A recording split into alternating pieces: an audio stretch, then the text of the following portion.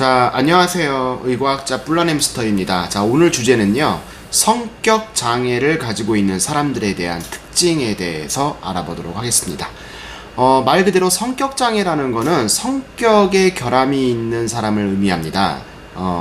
상황은 여러 가지가 있겠지만, 어쨌든, 우리가 보통 우울증에 걸린 사람이라든가 또는 불안장애를 가지고 있는 사람들은 우리가 심리상담이라든가 정신과 치료를 받으러 오잖아요. 근데 이 성격장애를 가지고 있는 사람들의 특징이 뭐냐면 본인이 스스로 괴로워서 심리상담이라든가 정신과 치료를 받으러 오는 케이스가 거의 없어요. 왜냐면 우울증 환자라든가 불안장애, 공황장애 이런 질환을 가지고 있는 분들은 본인이 힘들기 때문에 본인이 스스로 상담을 받으러 오는 사람들이 많습니다. 이를 극복을 하기 위해서. 그런데 성격 장애를 가지고 있는 사람들은 그 사람의 성격이 어린 시절부터 쭉 성장을 해서 나이가 들 때까지 계속 그 성격으로 진행되어서 굳어졌을 가능성이 높거든요. 그러니까 좋지 않은 성격이, 장애가 있는 성격이.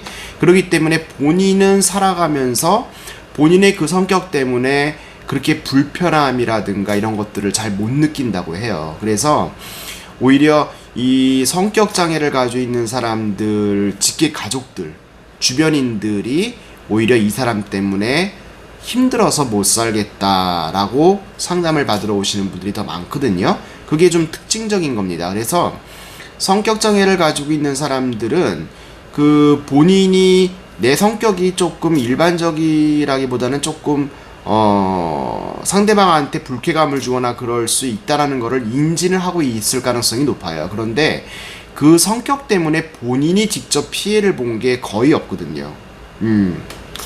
좀 이런 사람들은 좀 강압적으로 나갈 수도 있고 좀 폭력적인 사람도 있고 좀 그렇거든요.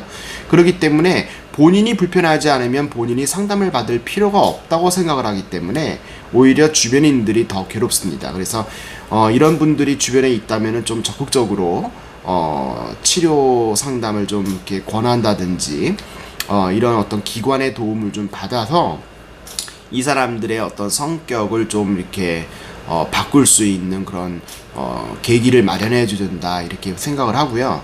이 성격 장애를 가지고 있는 사람들의 가장 큰 특징은 뭐냐면은 두 가지 정도로 볼 수 있는데, 하나는 거짓말을 좀 자주 해요.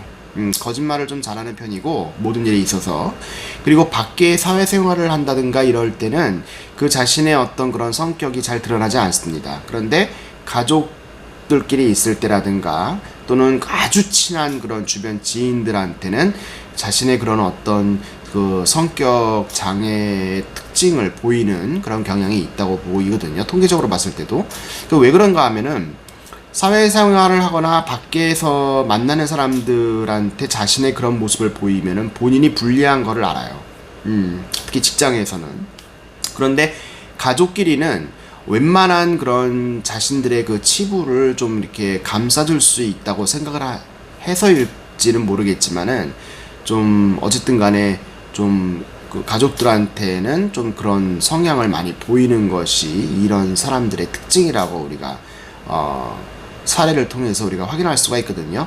그래서 이런 사람들이 주변에 좀 있다면은 적극적으로 좀 권하시고 치료를 좀 자각하게 만들어야 된다라는 거를 여러분들한테 좀 말씀드리고 싶어서 오늘 영상을 찍었습니다. 자, 날씨가 계속 덥습니다, 여러분들. 더위 먹지 않도록 조심하시고 이제 네이버 블로그 마인드서클 아카데미도 많이 좀 와주셔가지고 봐주시면 좋을 것 같습니다. 자, 저는 다음 영상에서 뵙도록 할게요.